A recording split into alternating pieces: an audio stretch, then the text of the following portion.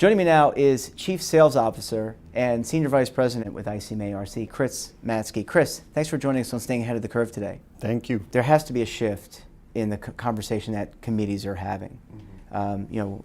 We talk often about investments, stable value, mutual funds, collective investment trusts, fees.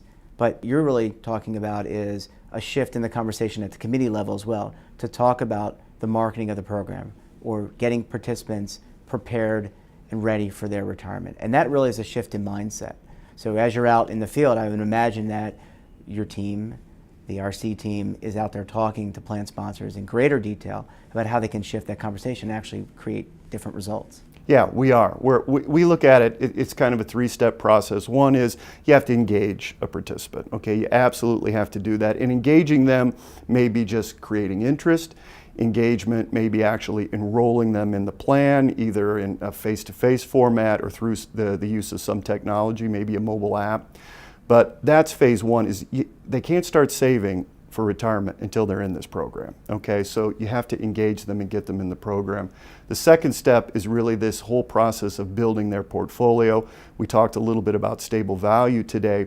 Stable value is important, but we all know over time, you probably are not going to achieve the same kind of results if you're invested in a stable value portfolio compared to something that has equity exposure to it. So, we really want to help them build. And then the last stage is this, what we call a realize stage, where we really want employees to realize their retirement dreams and to understand that they're probably going to be in retirement. If you retire from the public sector, 25 years. So retirement really isn't a destination, it's a stopping point along the way. And employees have to not only get in these programs, build their assets, but they have to make that money last through a 25-year period. Yeah, and that's I'm sure waking some people up, both at the retirement plan providers and among participants and plan sponsors, because that has an impact everywhere. It has an impact on society, has an impact on the governmental organization that is people may not be able to retire on time. I mean, it has a confluence of factors, an impact on a multitude of areas.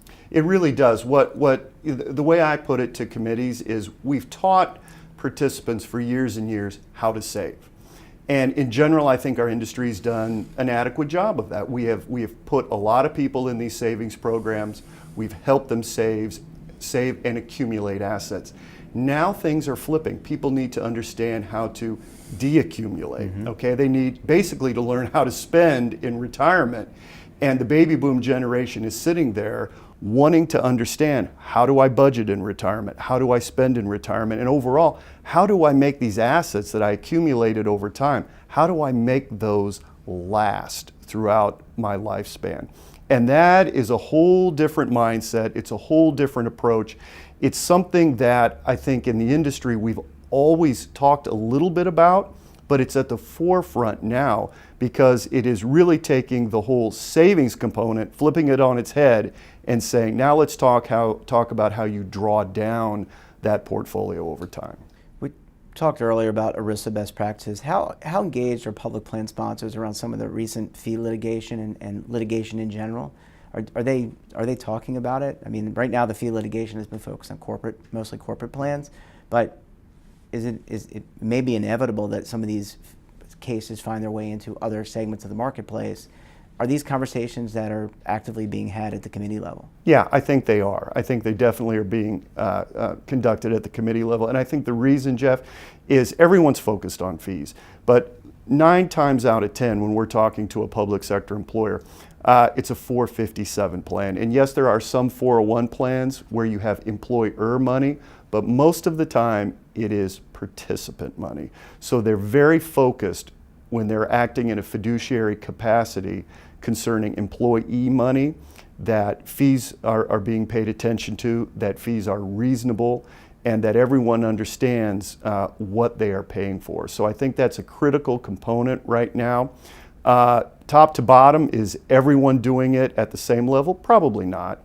But I think it is definitely a key level, and the reason behind it is we're dealing almost predominantly here with participant money. Chris Matzke, thank you so much for joining us on Staying Ahead of the Curve. Thanks, Jeff.